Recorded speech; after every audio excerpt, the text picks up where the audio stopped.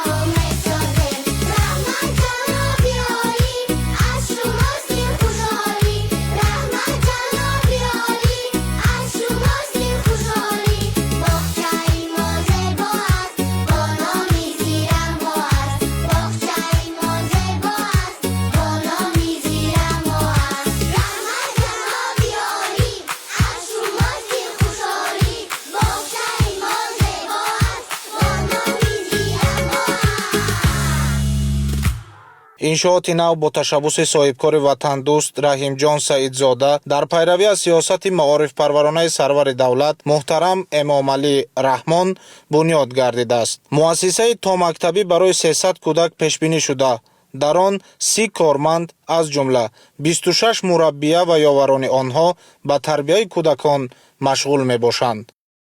имрӯз мо шоҳиди як рӯйдоди фараҳбахш ифтитоҳи кӯдакистони нав ҳастем.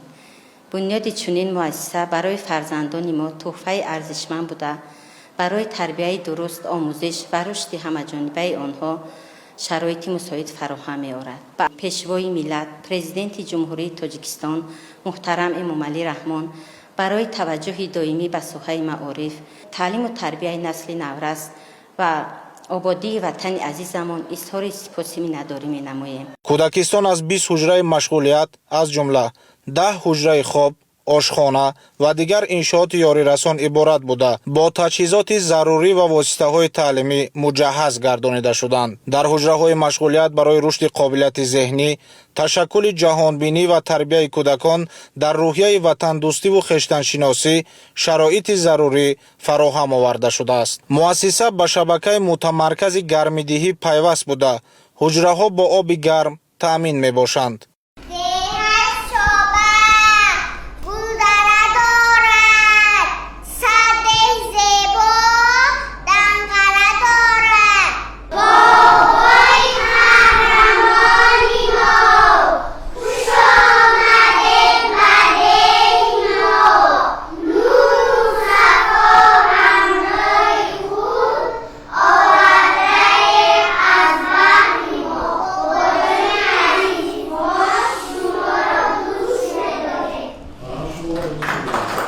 таълиму тарбия дар кӯдакистон бо забони тоҷикӣ, русӣ ва англисӣ ба роҳ монда шуда, барои рушди қобилияти эҷодии кӯдакон толори мусиқӣ низ фаъолият мекунад. дар саҳни бино инчунин айвончаи тобистона барои гузаронидани машғулиятҳои кӯдакон сохта шудааст.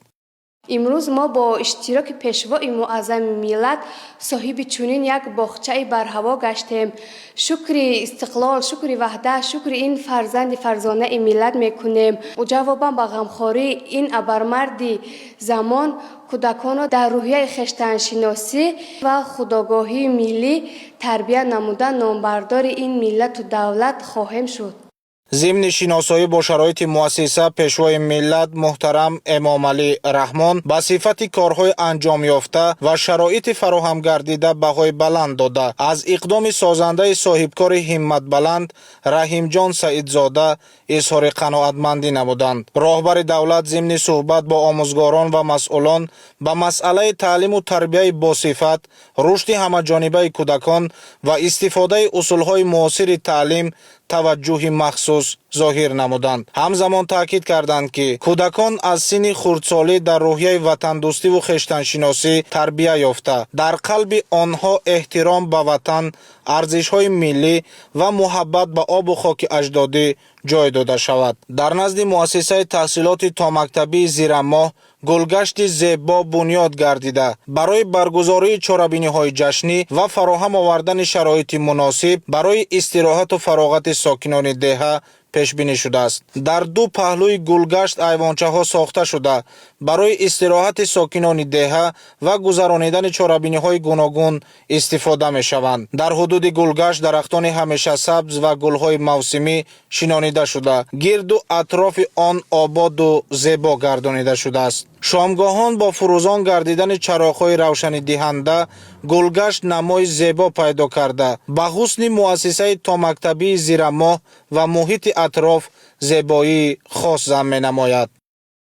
پس از بازدید از مؤسسه تحصیلات تا مکتبی زیرماه، پرزیدنت جمهوری تاجیکستان پیشوای ملت محترم امامعلی رحمان در همین جا به طور فاصلوی با رفت کارهای آبادانی و سازندگی در دهه غجاوک شناس شدند. نخست سرور دولت محترم امامعلی رحمان بینای ایلاوگی تعلیمی را در نزد مؤسسه تحصیلات میانه عمومی رقم 23 با استفاده دادند. بینای نو برای 480 خواننده در دو بس پیش بینی گردیده از 13 صنفخانه عبارت می باشد. صنفخانه های ایلاوگی اساساً برای خوانندگان صنف‌های ابتدایی ساخته شدند. در مؤسسه 17 آموزگار به تعلیم و تربیت خوانندگان مشغول می باشند. با استفاده دادن بینای ایلاوگی تعلیمی امکانیت‌های مؤسسه را وسیع نموده برای تحصیل خوانندگان در شرایط مناسب زمینه مساعد فراهم می آورد.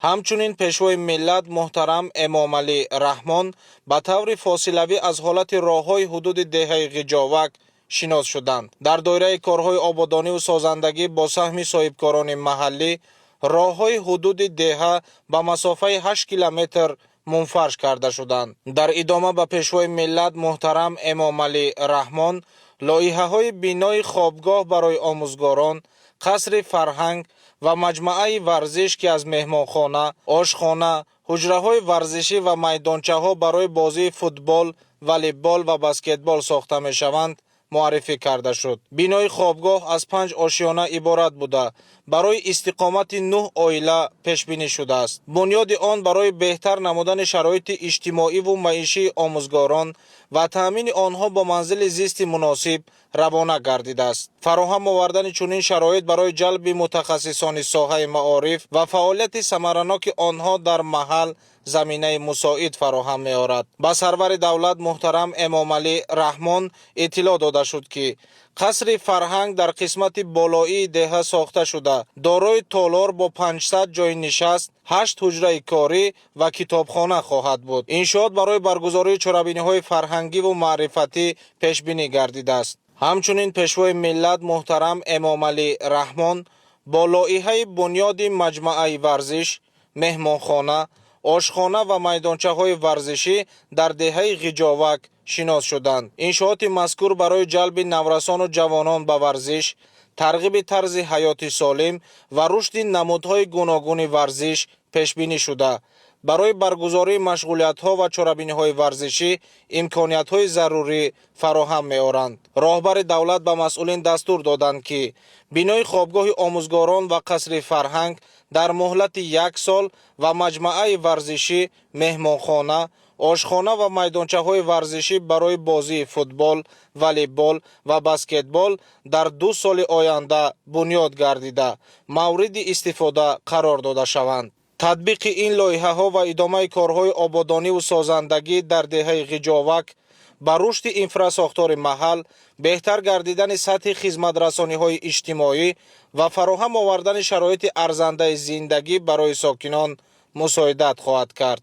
дар доираи сафари кории пешвои миллат муҳтарам Эмомалӣ Раҳмон ба шаҳру ноҳияҳои вилояти Хатлон дар ноҳияи Данғара 24 иншооти иҷтимоию иқтисодӣ мавриди истифода қарор дода шуд. аз ҷумла 3 муассисаи таҳсилоти томактабӣ барои 1000 кӯдак, 4 корхонаи истеҳсолӣ бо 63 ҷойи корӣ, 5 хонаи истиқоматӣ барои омӯзгорон, маркази хизматрасонӣ, пули мошингузар дар деҳаи Сафедоб, муассисаи таҳсилоти миёнаи умумӣ барои 1620 хонанда дар Дубаст, хатти оби нӯшокӣ барои 531 хоҷагӣ, қасри фарҳанг ва 2 майдончаи варзишӣ ба истифода дода шуданд. ҳамчунин 16 километр роҳи дохили деҳаи Сафедоб, 8 километр роҳи ҳудуди деҳаи Ғиҷовак ва бинои иловагӣ барои хонандагони синфҳои ибтидоӣ ба истифода дода шуд. бо ташаббуси соҳибкорони ҳимматбаланди ноҳия дар маҷмӯъ 58 километр роҳҳои дорои аҳамияти маҳаллӣ ва ҷумҳуриявӣ таъмиру мунфарш карда шуд.